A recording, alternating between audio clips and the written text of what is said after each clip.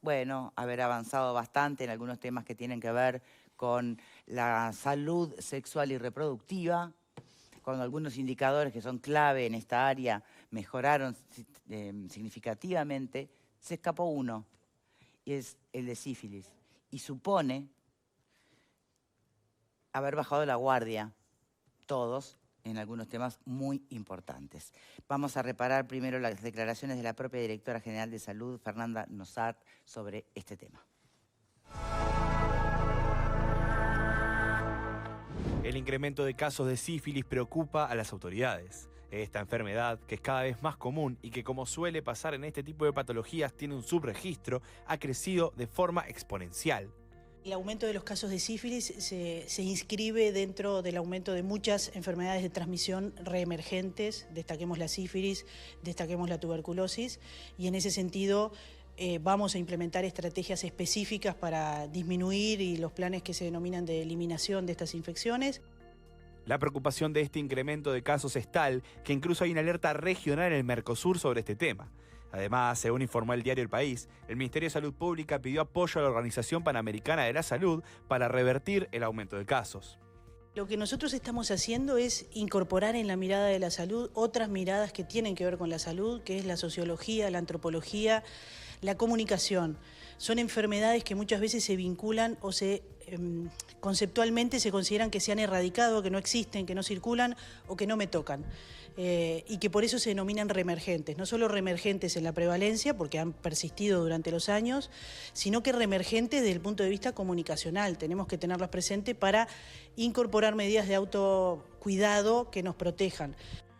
Obviamente, en este tipo de casos siempre el mayor problema consiste en la falta de cuidados que se tiene al momento de mantener relaciones sexuales, y la falta de uso de preservativo es clave para explicar este aumento. Desde el Ministerio se hará campañas estratégicas para valorar la importancia del cuidado y la prevención para evitar la sífilis, como también de otros tipos de enfermedades emergentes. Nos está acompañando Jimena Peirú, es sexóloga clínica, psicóloga y educadora sexual. Muchas gracias por acompañarnos hoy. Muchas gracias a ustedes por la invitación. Bien, bueno, esta es una mala noticia, obviamente, que no es que sea, digo, tiene esperanza, tiene salida, en tanto se tome conciencia, ¿no? ¿Cómo se explica, sin embargo, este crecimiento tan significativo? Creo que pasamos de 3.500 casos en el 2020 a 7.000 y pico de casos en el 2024. O sea, ¿qué pasó? ¿La pandemia lo explica? ¿Estar muy encerrados en casa lo explica? ¿Qué pasó? Bueno, depende. Efectivamente es un fenómeno biológico, pero también es un fenómeno cultural, social, emocional e incluso discursivo. Desde mi lugar, desde psicóloga y sexóloga, si bien podemos repasar aspectos biológicos de qué es la sífilis, cómo se transmite, cuál es el tratamiento y vamos a eso sus en un etapas, ratito. me parece importante también debatir con ustedes sobre otros aspectos que tienen incidencia en este fenómeno, que quiero el titular, ¿no?, de algunos de ellos, de cómo hablamos, lo discursivo, las palabras que usamos, contagio, cuídate, los mitos y prejuicios que hay en torno a las infecciones de transmisión sexual, la falta de métodos de barrera que hay. Existe el preservativo, pero existen otros métodos que son necesarios y que no existen, y cómo eso incide en la percepción de bajo riesgo de algunas prácticas. ¿Qué nos pasa a nosotros como pacientes cuando tenemos que ir al sistema de salud a hablar de estos temas? ¿Qué pasa como nosotros como pacientes a nivel de prevención? Me parece importante también como comunidad, cada uno interpelar en su propia historia singular qué pasa en nosotros con esta temática. Déjame ir al hueso. Bien. ¿Esto es porque la gente no usa condón? Y las infecciones de transmisión sexual, la única manera que hay de evitarlas es el uso del método de barrera, que hay diferentes métodos de barrera, pero el único que sirve para evitar las transmisiones es el preservativo. Pero es cierto que el preservativo en nuestro mercado, si bien hay una marca que está trayendo preservativos femeninos, que se le llaman, que es para la vulva y la vagina, sí, mayormente está el de hombres. Mayormente es el preservativo que se usa en el pene. pero no abarca todas las genitalidades y no abarca todas las prácticas sexuales, porque las infecciones de transmisión sexual no es solo por vía coital, pene-vagina, hay prácticas anales, hay prácticas bucales, Claro. que no existe en nuestro país un campo de látex, que como pique, lo digo, vayan a las casas de ortodoncia que venden campos de látex, porque si no tenés que recortar un preservativo y son cadenas de sucesos que hacen que uno no use el método. Eso... Cuando ella habla, silencio. No, cuando la especialista habló del campo de látex para sexo oral, ¿alguien visualizó la escena? No, yo la visualicé, pero que... ¿Pero cómo la visualizaste? ¿Te imaginaste algo más o menos posible? Claro. Es difícil. El tema es que... Para la En práctica español, ¿cómo oral, sería? es cierto que hay prácticas sexuales que tienen mayor predisposición frente a las transmisiones y prácticas que tienen menor riesgo, Sí. pero todas las prácticas tienen riesgo. Para la práctica oral, tanto en vulva como en pene también, pero está el preservativo, como en el ano, es necesario proteger con un campo de látex. ¿Nunca lo escucharon? Bueno, pero sucede que... Veteranos, ignorantes. ¿Nadie lo escuchó? Es cierto que se le ha sacado valor a eso porque es una práctica que no lleva el mismo riesgo que otras prácticas como la coital, que también tiene mayor riesgo cuando uno es receptor que cuando es el dador. Como mujer, si sos penetrada, tenés mayor riesgo de contraer una infección de transmisión sexual que si sos un hombre que penetra.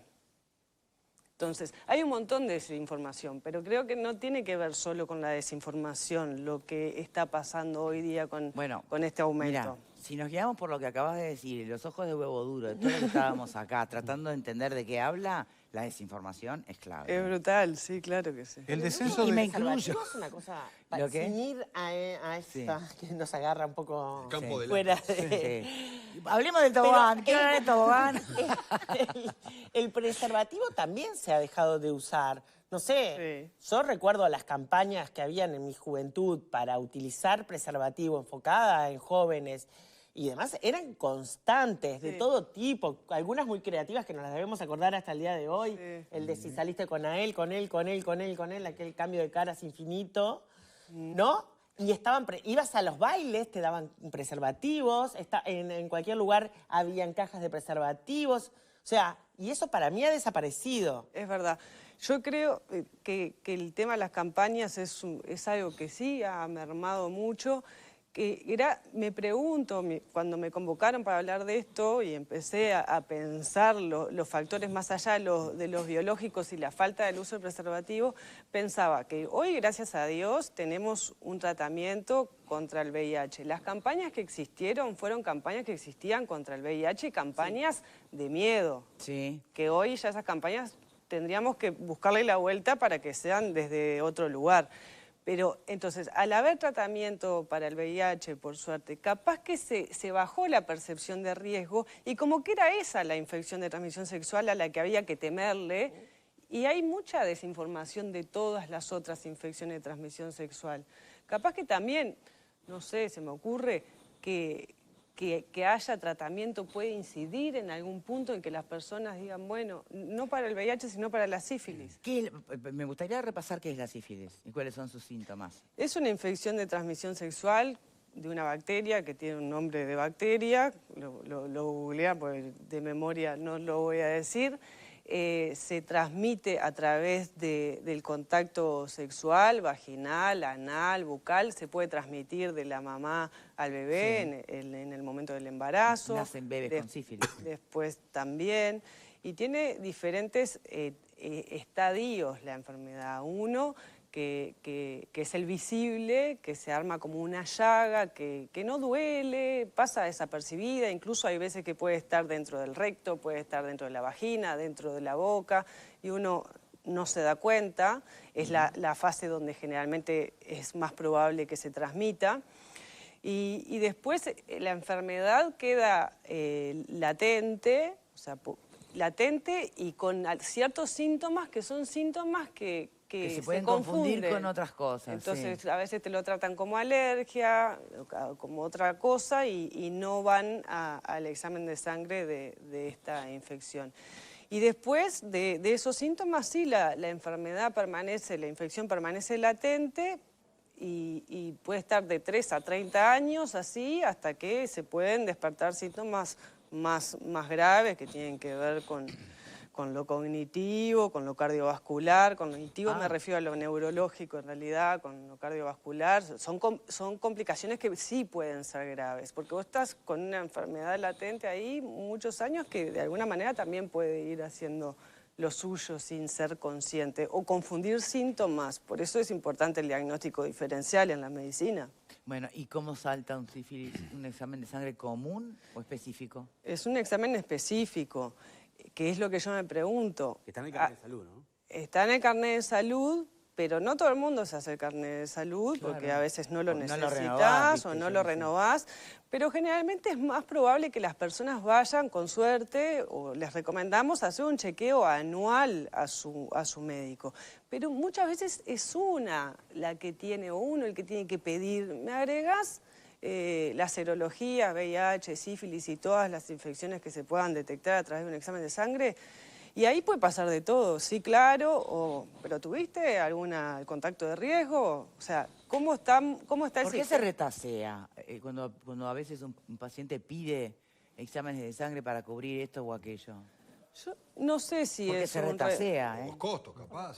Pero lo pagás también, ¿no? Pero se paga, porque paga, hoy claro. haces un chequeo y hay exámenes que están fuera del vademecum, entre comillas, del chequeo, y lo pagás por fuera y tenés asegurado el chequeo general, ¿no? Sí, yo no sé si es un retaseo por costos, si es, no debería darse, y por el motivo que se esté dando me parece que hay que revisarlo, que tiene que ver también con educación sexual, también en el sistema médico, ¿no? De cómo nos enfrentamos frente a esta problemática, todos los prejuicios que todavía tenemos cargados. ¿Debería un ginecólogo o una ginecóloga en el chequeo proponerte, porque no vas todos los Y también días, vas pedir anualmente? uno, ¿no? Vamos a hacer un chequeo Bueno, de estas podría ser una enfermedades de alternativa. transmisión sexual. Las mujeres, las personas con vulva nos tenemos que hacer un PAP todos los años, bueno, Sí. que ahí ya te manden, pero si vos vas a un médico o una médica a pedir un examen de sangre completo porque querés ver, ya ahí, o sea, no debería ni que preguntarse, porque a veces dice, bueno, esta señora que tiene 60 años, 50 años de casada, solo una sola pareja, ¿y por qué la vas a dejar afuera del testeo? ¿Cuántas mujeres... ¿Conocemos al marido? monogámicas? ¿Sabemos si es fiel? Por favor, o sea, ¿qué estamos hablando?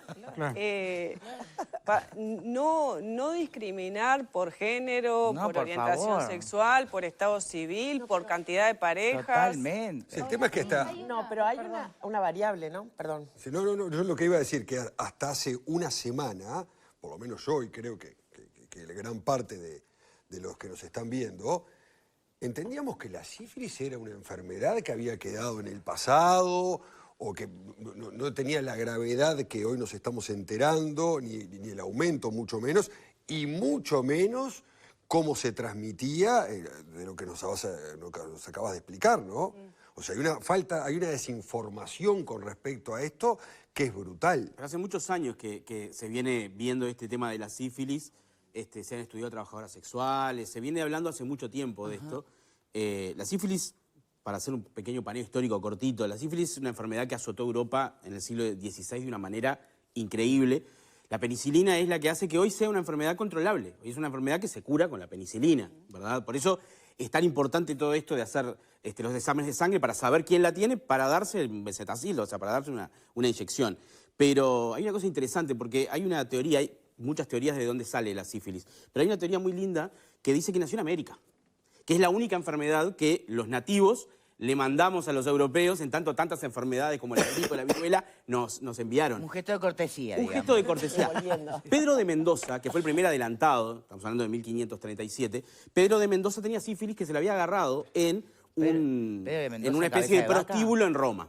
Se había agarrado sífilis y él había leído su médico que era americana, que la leyenda dice que hay un indio que se llama Sífilo, de ahí supuestamente viene el nombre sífilis, que tenía esa enfermedad, le rezó a los dioses le dieron una planta que se llamaba guayacán, se hizo un té y se curó. Entonces, ¿Qué es lo que hace Pedro de Mendoza? Gasta toda su fortuna, era el hombre más rico de España, para venir al Río de la Plata. Y por eso es el primer adelantado del Río de la Plata. Nunca encontró el Guayacán y finalmente murió en alta mar volviendo. Y esa es la historia de la sífilis. Ay, pero me encanta sé que cuando sale el historiador, me encanta. Pero sé que hay diferentes teorías que dicen que también es europea, pero yo me quedo con sífilo, con el indígena. Mirá, tiene, Esa está muy buena. pintoresca, está buena. Tiene fuerza, esta teoría tiene Está muy bien. fuerza. Y esa baja Te- percepción esperen, del riesgo. tenemos que hacer una pausa a la vuelta. Dale, dale. Arranco con vos a la vuelta, ya venimos.